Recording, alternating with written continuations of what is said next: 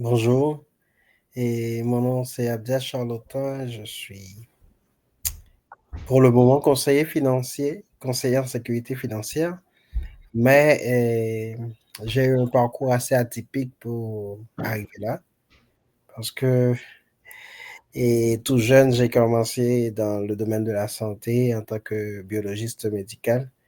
J'ai même eu une maîtrise en santé publique en Haïti.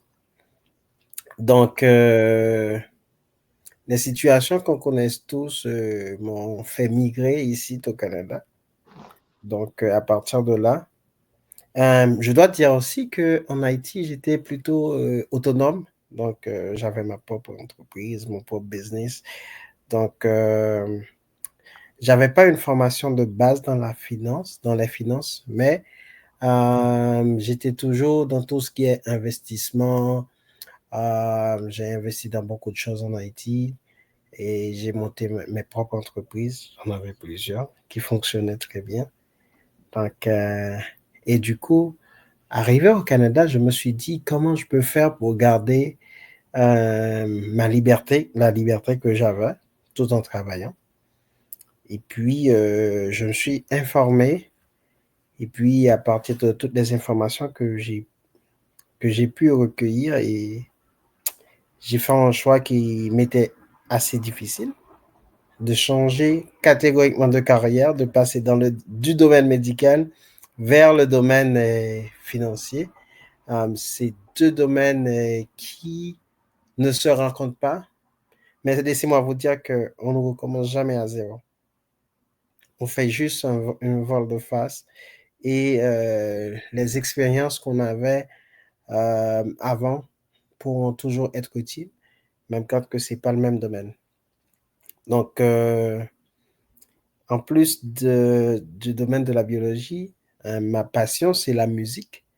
Donc, je suis musicien et j'ai toujours enseigné la musique à des enfants. Donc, je donnais des cours de musique, je fais arrangement musical, etc. Donc, arrivé ici au Canada, je me suis dit, bon, je vais peut-être faire de la musique. Mais en tâtant le terrain, je suis tombé sur ce domaine-là dont on va en parler. Donc qui m'a vraiment fasciné et que je suis en train de faire mon petit bonhomme de chemin là-dedans. C'est le domaine financier parce que arrivé ici, j'ai fait la formation, une formation qu'on appelle PQAP. C'est pour devenir conseiller financier et plus spécifiquement dans le domaine de l'assurance et de l'épargne en général, donc les produits d'épargne. Donc, du coup, je me suis lancé dedans. Franchement, j'avais une très belle aventure.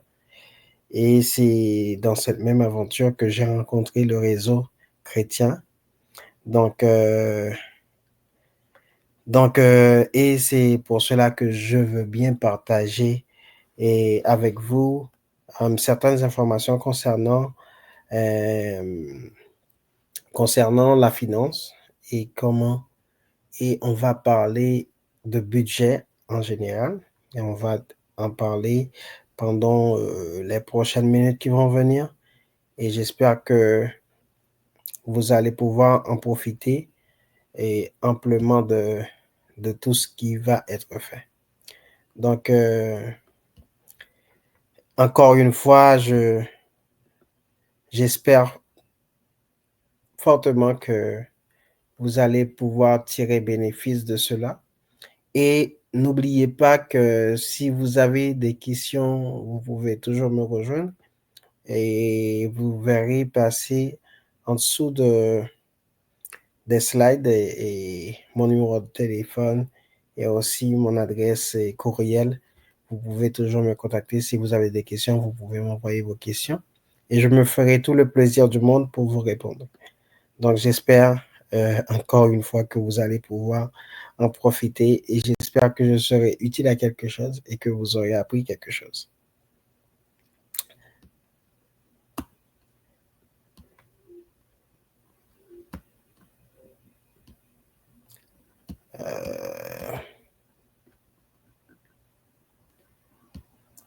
Juste une seconde, le temps de faire en sorte à ce que les slides apparaissent.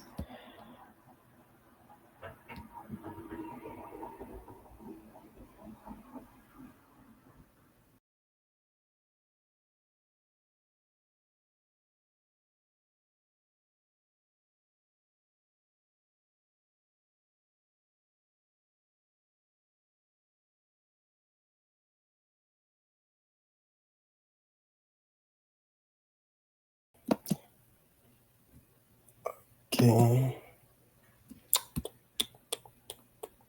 OK, super. Donc, comme je vous l'ai dit, mon nom c'est Abdia Charlotin.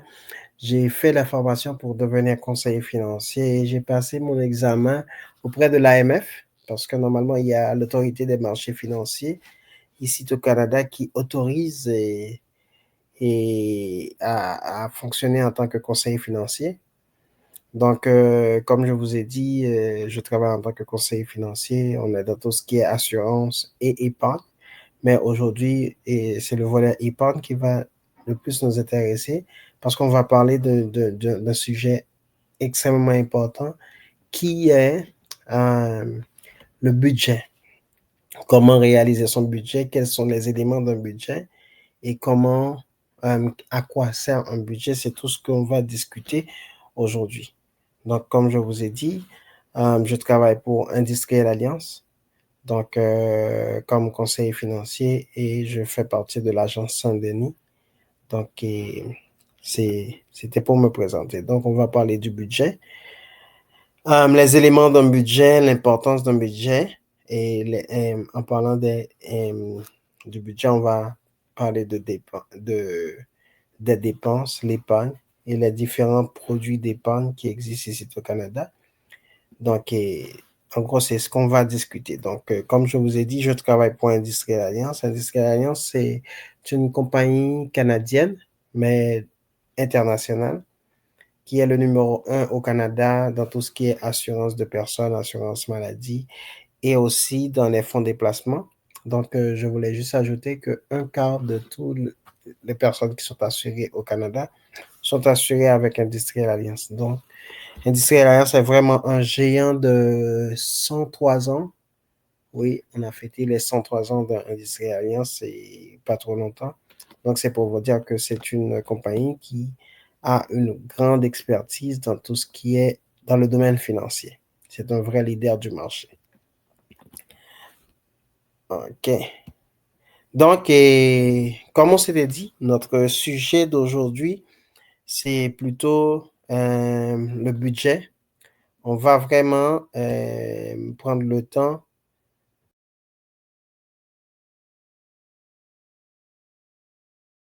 On va rentrer dans les détails pour, pour vraiment parler de budget. OK.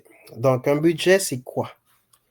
Normalement, généralement, beaucoup de personnes, en parlant de budget, ont tendance à faire une liste de ses dépenses et dire qu'il fonctionne avec un budget. Mais je dois vous dire qu'un budget, c'est un plan écrit, c'est-à-dire que vous devez porter ça sur un papier. Donc, ça doit être documenté. Donc, décrivant la façon dont vous dépensez et économisez, dépenser et économiser en fonction de quelque chose, c'est en fonction de votre revenu. Donc, normalement, là, là, dans le diapo, on dit tous les mois, mais en réalité, vous devez adapter votre budget par rapport à vos revenus. Est-ce que vous avez un revenu hebdomadaire? Est-ce que vous avez un revenu bi-hebdomadaire, toutes les 2 semaines ou par mois? Donc, il va falloir que vous arrangez votre budget en fonction de votre revenu. Et on va rentrer dans le détail concernant le revenu parce que généralement, et les gens regardent leur contrat, ils disent qu'ils ont un revenu, mais ils ne font pas la différence entre le revenu brut et le revenu réel qu'on a, à savoir ce qu'on reçoit en réalité comme salaire. Donc, il va falloir faire la part des choses dans ce point. Donc, la première étape dans la réalisation d'un budget, c'est l'identification de ses priorités et ses objectifs. Donc, on peut toujours avoir beaucoup de choses de prévues, mais lorsqu'on monte un budget, il va falloir classer les éléments en fonction des priorités. On part des choses prioritaires vers les choses qui sont moins prioritaires. Donc, ça, c'est la première chose. La deuxième chose, c'est la création d'un document. N'oubliez pas que je vous avais dit tantôt que ça doit être écrit. Donc, ça doit être documenté. Donc, un document budgétaire décrivant en premier lieu vos revenus, vos dépenses mensuelles et qui sont estimées. Euh, je vais vous en parler et plus quand on avance dans cette présentation. Donc, en troisième lieu, il y a le suivi de vos dépenses en tenant compte de vos revenus réels. Tout à l'heure, on en parlait. Toujours est-il, lorsque vous faites votre budget, vous devez vous référer à votre revenu réel, non à votre revenu qui, si je peux dire ainsi, à votre revenu brut. Donc, il faut toujours faire la différence et de ne pas faire n'importe comment. Maintenant, parlons des éléments qui constituent un budget. Le premier élément qui constitue votre budget, c'est vos revenus. Parce que normalement, il n'y a pas de budget sans revenus.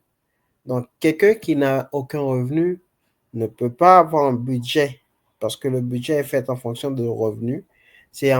Tout va être calculé en fonction de l'argent qui rentre. S'il n'y a pas d'argent qui rentre, normalement, il ne devait pas y avoir de l'argent qui sort.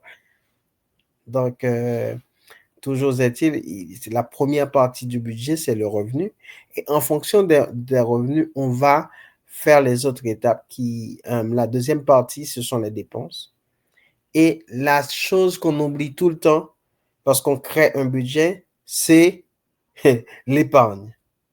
Parce que normalement, il n'y a pas de budget sans épargne. Donc, les trois éléments doivent être pris en compte lorsqu'on réalise son budget. Maintenant, c'est quoi l'importance d'un budget? Ça, c'est la question à laquelle on doit répondre. Parce que normalement, oui, il faut un budget, mais à quoi sert un budget? Normalement, on se fixe des objectifs à court, à moyen et à long terme. Donc, ces objectifs marchent avec tout ce qu'on fait. Donc, notre budget, là, lorsqu'on a un budget bien fait, bien rédigé, ça va nous permettre d'aller vers nos objectifs en tenant compte de là où on est et aussi les moyens qu'on aura à utiliser pour atteindre ces objectifs-là. Par exemple, quelqu'un qui se dit, je veux m'acheter une maison d'ici 2027. Je dis n'importe quoi. C'est juste un exemple. Mais maintenant, l'achat de la maison, c'est l'objectif. Mais maintenant, votre budget va vous permettre de voir où vous êtes et quels sont les moyens que vous allez utiliser pour pouvoir atteindre cet objectif-là, qui c'est l'achat de votre maison en 2027. Donc, votre budget va prendre en compte votre objectif. Où est-ce que tu en es pour le moment financièrement par rapport à l'objectif que vous visez? Et maintenant, vous devez dire, voici les moyens que je vais utiliser pour atteindre cet objectif-là. Donc, c'est d'où l'importance d'un budget. Et il y va de soi qu'on doit prendre en compte les trois éléments, comme on avait dit, parce que normalement, les moyens qu'on va utiliser pour atteindre les objectifs, la première chose qui va devoir entrer en compte, c'est votre revenu. Parce que sans revenu, comment vous allez faire pour mettre de l'argent de côté pour l'achat de votre maison? OK. Deuxièmement, vos dépenses, parce que vous devez contrôler vos dépenses pour pouvoir épargner pour arriver à votre objectif. Donc, vous voyez que les trois éléments rentrent en jeu, qui est le revenu, les dépenses et aussi l'épargne. Donc, maintenant, avant de rentrer dans les dépenses, il y a le revenu. Donc, on en a parlé beaucoup. On s'est référé à maintes reprises sur le revenu. Donc, et j'insiste sur le fait qu'il faut toujours faire la part des choses. Lorsque vous montez votre budget, vous devez mettre en relief vous devez utiliser pour tout calcul dans votre budget, parce que normalement, les taxes sont prélevées en amont. Donc, vous ne pouvez pas faire votre calcul avec votre salaire brut, ce qui va créer ce qu'on appelle un biais dans vos calculs. Donc, du coup, il faut toujours partir sur votre salaire net, sur votre salaire réel, c'est-à-dire sur votre salaire après les taxes. Donc, vous devez en tenir compte. Vous n'êtes pas aussi sans savoir que euh, ici au Canada, ça se passe de façon très rigoureuse, c'est-à-dire on est vraiment payé en fonction du nombre d'heures fournies. Donc, il faut toujours prendre en compte de ça lorsqu'on va établir son budget. Il faut toujours prendre en compte et le nombre d'heures. Ça, peut-être dans une autre présentation, on pourrait élaborer là-dessus, comment gérer, parce que je vois beaucoup de gens qui se plaignent, dire lorsqu'on fait des heures sup et on est rémunéré moins, ça, il y a des facteurs à contrôler. Peut-être dans un avenir et on pourrait toujours en planifier une autre présentation sur comment gérer ces petits détails et qui jouent un rôle vraiment important dans nos finances. Donc, mais c'est un autre sujet, on en débattra un autre jour. Donc, maintenant, donc nos dépenses généralement sont vraiment significatives. Et je dois vous dire, juste avant de rentrer dans les dépenses, que un budget, c'est quelque chose de dynamique. C'est pas quelque chose de statique. C'est quelque chose qui doit être révisé périodiquement. Parce que, et prenons l'exemple, on a beaucoup parlé du revenu. Votre revenu d'aujourd'hui peut ne pas être votre revenu de demain. Votre revenu de cette semaine peut ne pas être votre revenu de la semaine d'après. Donc, toujours est-il, c'est quelque chose qui est toujours en mouvement. Donc, du coup, il est extrêmement important de toujours contrôler son budget et de revenir là-dessus, puisque ce n'est pas quelque chose qui est cloué dans la pierre. Et comme on l'a dit tantôt, en d'autres termes, c'est quelque chose qui est dynamique. Maintenant, il faut faire un listing de toutes ces dépenses. Là, je vous ai fait une liste qui n'est pas exhaustive. C'est juste pour vous donner un exemple. Quelqu'un peut ne pas avoir à dépenser pour des enfants. Par exemple, si la personne n'a pas d'enfants. Donc, mais il faut prendre le temps de tout lister dans votre budget, à savoir vos dépenses. Maintenant, une fois que la liste des éléments qui constituent vos dépenses régulières sont en place, il faut les classer par ordre de priorité. OK? Par exemple, je veux juste dire quelque chose. Ça, et je vais parler des priorités, je vais me prendre un exemple. Donc, parce que ce qui peut être prioritaire pour moi peut ne pas l'être pour quelqu'un d'autre. Donc, il y a l'habitation qui a une priorité parce qu'on ne peut pas vivre en plein air, surtout dans un pays comme le Canada, dont pendant l'hiver, c'est vraiment invivable. Donc, c'est pour vous dire qu'il faut habiter quelque part, il faut avoir un toit sur la tête. Donc, l'habitation, il y a le transport, la télécommunication, mais maintenant, on ne peut s'en passer. Actuellement, on ne peut pas vivre sans son téléphone cellulaire. On ne peut pas vivre sans manger non plus. C'est donc la santé, l'éducation. Donc, si on a des prêts à rembourser, les vêtements, et si on a des enfants. Donc, il faut toujours faire en sorte à ce que vous incluiez le maximum de choses pour ne pas passer au travers de quoi que ce soit. Et ceux qui utilisent le système bancaire beaucoup, qui utilisent leur carte débit, leur carte de crédit, les rapports des cartes de crédit et cartes débit sont les éléments clés qui pourraient aider dans le listing des dépenses. Et c'est pour cela que j'encourage les gens qui préparent leur budget d'aller sur une période relativement longue. c'est-à-dire de prendre les 3 mois. Parce que normalement, comme je vous ai dit, c'est en dents de scie. C'est pas, c'est, et vos dépenses, c'est en dents de scie. Peut-être que vous dépensez pour acheter une chaussure ce mois-ci, mais vous aurez à en acheter un autre 6 mois dans les autres 6 mois à venir.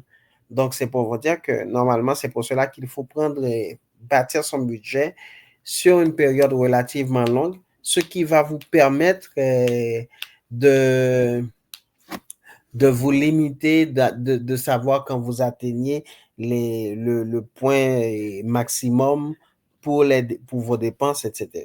Donc, c'est important. Je vais récapituler en disant que il faut toujours une liste de nos dépenses et cette liste doit être faite en fonction des priorités. Il faut aller des choses les plus prioritaires vers ce qui sont les moins. Donc, des choses qu'on ne peut s'en passer vers d'autres choses qu'on pourrait s'en passer. Donc, c'est comme ça qu'on établit la liste de ces dépenses. Maintenant, après les dépenses, il y a aussi l'épargne, qui n'est pas négligeable. Je vous pose une petite question et vous répondez, c'est pas à moi que vous allez répondre. Répondez à vous-même et en vous-même. Est-ce que, non, lorsque vous touchez votre paie, vous payez tout le monde. Vous payez la facture pour l'électricité, vous payez pour la maison, vous payez vos emplettes, vous achetez de la nourriture, vous payez pour tout ce que vous faites. Mais est-ce que vous avez déjà pensé à vous payer vous-même?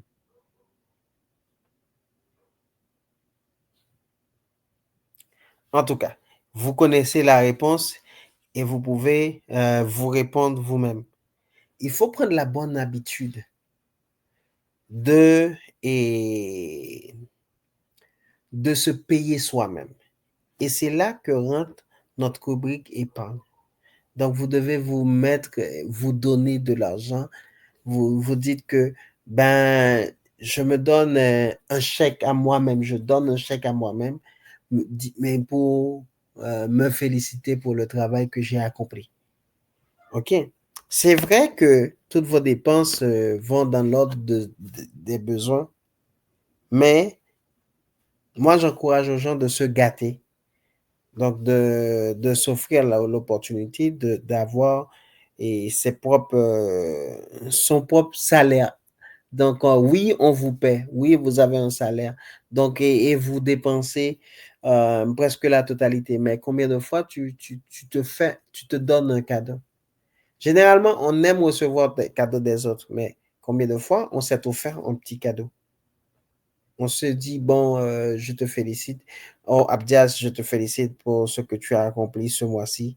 Donc, pour cela, je t'offre ça. Donc, du coup, c'est important de mettre de l'argent de côté pour soi-même. Donc, j'ai mis une liste des produits d'épargne qui existent au Canada. Je suis désolé si je focusais sur le Canada. Je sais qu'il y a des gens partout qui nous suivent, mais et la base, c'est la même chose. Et normalement, ce que je vous encourage, c'est de vous enseigner sur les différents types de produits financiers qui existent un peu partout dans le monde. Je dois vous dire, c'est le même schéma. Partout, c'est le même schéma, sauf qu'il n'y a pas les mêmes noms. Donc, ceux qui me suivent dans d'autres pays étrangers, je vous, je vous conseille de vous informer sur les différents produits financiers qui existent. Je vais vous donner les caractéristiques de certains d'entre eux et vous faire une comparaison des produits, mais je suis sûr, je suis convaincu qu'il y aura des produits similaires qu'on va retrouver dans d'autres milieux. Donc, et il y a ce qu'on appelle les comptes d'épargne non enregistrés. Les comptes d'épargne non enregistrés, c'est un compte d'épargne, c'est de l'argent que vous mettez de côté, que vous épargnez et que cet argent produit un intérêt et cet intérêt-là, euh, excusez-moi, est déductible d'impôt. C'est-à-dire, quand tu mets de l'argent, disons que vous avez mis de l'argent de côté et ça, je dis n'importe quoi, ok? Je dis que cet argent a ramené de l'intérêt et l'intérêt que l'argent a généré, disons, est de 3 000 $. L'intérêt global de votre argent que vous avez mis dans votre compte d'épargne. Qu'est-ce qui va se passer? C'est que dès que vous rentrez de l'argent, peu importe la façon dont vous rentrez de l'argent, vous devez payer de l'impôt dessus. C'est pour cela que c'est là où je veux en venir. C'est que votre argent a généré 3 000 $ d'intérêt et vous allez payer, euh, vous allez être imposé sur l'intérêt que l'argent a généré. Donc, c'est ce qu'on entend par compte d'épargne non enregistré et généralement, si vous allez dans n'importe quelle banque et vous voulez ouvrir un compte d'épargne, normalement, ce sera d'office un compte d'épargne non enregistré. Ça, c'est pour vous parler de compte d'épargne non enregistré. Il y a un produit qu'on appelle le R3E, on ne va pas s'éterniser là-dessus. C'est le régime enregistré d'épargne études. Régime enregistré d'épargne d'études, c'est l'argent que vous pouvez mettre de côté pour l'éducation, pour la formation de vos enfants ou d'un enfant, d'un ami ou d'un enfant qui est de la famille. Parce que normalement, ce n'est pas obligatoirement votre enfant. Vous pouvez décider de financer l'étude d'un enfant, donc, et vous pouvez ouvrir ce qu'on appelle un régime d'enregistré d'épargne études, R3E, qu'on l'appelle dans le langage courant. Donc, qu'est-ce qui se passe? C'est que vous l'ouvrez, vous mettez de l'argent de côté et cet argent, c'est comme un compte d'épargne. Ça génère des intérêts et l'intérêt est à l'abri d'impôts. Ça, c'est le premier avantage d'un R3E. La deuxième chose qui est extrêmement intéressant, c'est que l'État peut ramener jusqu'à 40% avec un minimum de base de 20%, c'est-à-dire ça va être compris entre 20% à 40% de ce que vous avez cotisé comme financement pour l'étude de l'enfant en question. Donc, prenons un exemple, disons que du début jusqu'à ce que l'enfant arrive à l'âge où il rentre à l'université, vous avez mis 10 000 $. Qu'est-ce qui va se passer? L'État peut ajouter sur ces 10 000 $ entre 2 à 3 à 4 000 $ en plus sur l'argent que vous avez mis de côté. Parce qu'il y a une partie dont l'État va apporter et au fond. D'où l'importance de ce produit. Maintenant, parlons d'un autre produit qui est très intéressant, c'est le CELI. CELI, c'est pour dire compte d'épargne libre d'impôt. Et c'est un compte d'épargne, tout comme le compte d'épargne qu'on avait vu tout à l'heure, le compte d'épargne non enregistré. La différence entre les deux, c'est que l'intérêt que l'argent d'un CELI génère ne va pas être imposé. Et lorsque vous faites un retrait de votre CELI, vous n'aurez pas à payer d'impôt sur l'argent que vous avez pris dans votre CELI. Donc, c'est un très bon produit et c'est pour cela que l'État est assez intelligent. Il met un barème. Donc, ce produit n'est pas là trop longtemps, c'est là depuis en 2009. Donc, il met un barème et qui est fixé à chaque fin d'année pour l'année qui vient. Par exemple, pour l'année 2025, quelqu'un qui est au Canada pendant seulement l'année 2025, il peut cotiser jusqu'à 7 500 $ sur un compte CELI. Et ce qui est important à noter dans le cadre du CELI, c'est que le CELI est cumulatif. C'est-à-dire, prenons quelqu'un qui est arrivé au Canada en 2024. Donc, il a le droit de cotiser et le montant qu'il avait droit en 2024 et aussi le montant qu'il a droit en 2025. Ceci pour dire que le CELI est cumulatif, c'est-à-dire quelqu'un qui est au Canada à partir de 2023 et qui n'a jamais cotisé dans un CELI et on est dans 2025, son droit au CELI, c'est le montant de l'année 2023 plus le montant de l'année 2004 et additionné du montant de l'année 2025. Donc, pour expliquer le fait que le CELI soit cumulatif. OK? Donc, il y a un barème. Donc, pour vérifier ces informations, on aura toujours se référer au NAS. Et il y a un autre produit très intéressant, c'est un produit assez jeune aussi, c'est le CELIAP. Le CELIAP, c'est un produit hyper intéressant dans la mesure où c'est un programme du gouvernement qui encourage les gens à l'achat de leur première propriété. Donc, qu'est-ce qui se passe? C'est que le gouvernement te dit, bon, tu peux créer un compte d'épargne, c'est compte d'épargne libre d'impôt pour achat de première propriété. Donc, c'est ça, c'est l'IAP, achat de première propriété. Donc, et un compte CELIAP, c'est un compte d'épargne libre d'impôt, comme le CELI, OK, qui génère des revenus à l'abri de l'impôt, des intérêts à l'abri de l'impôt. Et, et lorsqu'on crée ce compte, on n'en a droit qu'une fois dans la vie, c'est-à-dire quelqu'un qui a déjà acheté sa première propriété n'a pas droit à un CELIAP. OK? Donc, dès que vous achetez une propriété et vous n'en avez plus droit, donc c'est pour l'achat de première propriété, on insiste là-dessus. Et ça vous donne le droit de faire un dépôt maximal annuel de 8 000. Donc, vous ne pouvez pas aller au-delà de 8 000. Au-delà de 8 000, et ce qui va se passer, c'est que vous serez imposé sur le surplus que vous avez fait au cas où vous dépassez 8 000 au cours d'une année. Mais maintenant, ce qui est le plus intéressant dans le CELIAP, c'est que le CELIAP est déductible d'impôt. C'est-à-dire, quand vous faites un CELIAP, OK, lorsque vous ouvrez un CELIAP, vous avez cotisé, disons que vous avez cotisé le maximum. C'est que le CELIAP vous donne droit, parce que normalement, n'oubliez pas que l'impôt est déduit à la source. C'est-à-dire quelqu'un qui a un salaire brut de 40 000, je prends un exemple. Donc, comment ça va se passer? On te prend tes impôts à la source, c'est-à-dire depuis avant votre salaire. Comment ça va se passer lorsque vous avez un CELIAP? C'est que normalement, lorsque vous faites votre impôt, vous déclarez que vous avez mis, disons 5 000 dans un CELIAP.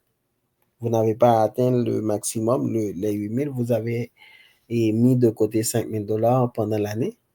Comment ça va se passer? C'est que vous devez déclarer votre CELIAP. Et lorsque vous déclarez que vous avez cotisé 5 000 $ dans un CELIAP, maintenant, ce qui va se passer, c'est que l'État va dire, ah, désolé, monsieur, je me prends comme exemple, monsieur Abdias, et on avait fait erreur. On avait pris des impôts sur 40 000. On devait prendre sur 40 moins les 5 000 que vous avez mis de côté. On devait prendre sur 5 000. Donc, on va vous retourner l'impôt qu'on avait pris sur les 5 000. Donc, c'est ce qu'on appelle généralement le contrôle d'impôt. Donc, c'est en quelque sorte, c'est ça, c'est deuxième avantage de CELIAP. Et en troisième lieu, lorsque vous retirez votre argent dans un CELIAP, vous n'êtes pas imposé non plus. Et c'est ce qui fait la beauté de ce produit, que dès qu'il y a moyen, quelqu'un pourrait et devrait l'exploiter. Franchement, c'est tellement important. Donc, il y a aussi le REER. Le REER, c'est le régime d'épargne retraite. OK? Et il y a un E qui manque, c'est enregistré. Donc, c'est régime enregistré d'épargne retraite. Donc, le REER, c'est un compte d'épargne tout comme le CELI, tout comme le CELIAP. Mais vous vous rappelez, le CELIAP, c'était pour l'achat de première propriété. Mais le REER lui-même sera pour la retraite. Donc, c'est de l'argent que vous mettez de côté pour la retraite. Donc, et normalement, ce qui se passe, c'est que, tout comme le CELIAP, le REER, si vous déclarez que vous avez mis de l'argent dans votre REER, donc le REER, tout comme le CELIAP, est déductible d'impôt. Par exemple, je vais prendre l'exemple. J'ai pris l'exemple tout à l'heure, j'ai dit quelqu'un qui avait investi, qui avait mis 5 000 dans son CELIAP et qui avait mis 3 000 dans son REER. Comment ça va se passer? On va dire c'est les 40 000 moins les 5 000 du CELIAP, moins les 3 000 du REER. On va faire le calcul pour trouver le vrai montant que la personne devrait cotiser. Donc, c'est intéressant lorsqu'on prépare son budget de voir de ça, lorsqu'on va constituer son épargne et en fonction de ses objectifs, de savoir où épargner et comment épargner. Donc, juste un petit tableau récapitulatif. Donc, en termes de cotisation annuelle, on va récapituler sur les 4 produits, à savoir le compte non enregistré, le CELI, le CELIAP et le REER. Dans une cotisation, au niveau de cotisation maximale annuelle, il n'y a aucune limite dans les comptes non enregistrés. Je vous ai dit que pour l'année 2025, pourquoi l'astérix? C'est parce que normalement, en 2025, c'est chaque année qu'on détermine combien on peut mettre dans un CELI. Donc, pour l'année 2025, on peut aller jusqu'à 7 500 et je vous ai dit que c'est cumulatif. Le CELI, il n'y a pas de cumulation possible et le maximum qu'on peut déposer, c'est 8 000. Le REER, c'est 18% de ton revenu que tu peux mettre. Mais à noter que le REER, lui aussi, est cumulatif, tout comme le CELI.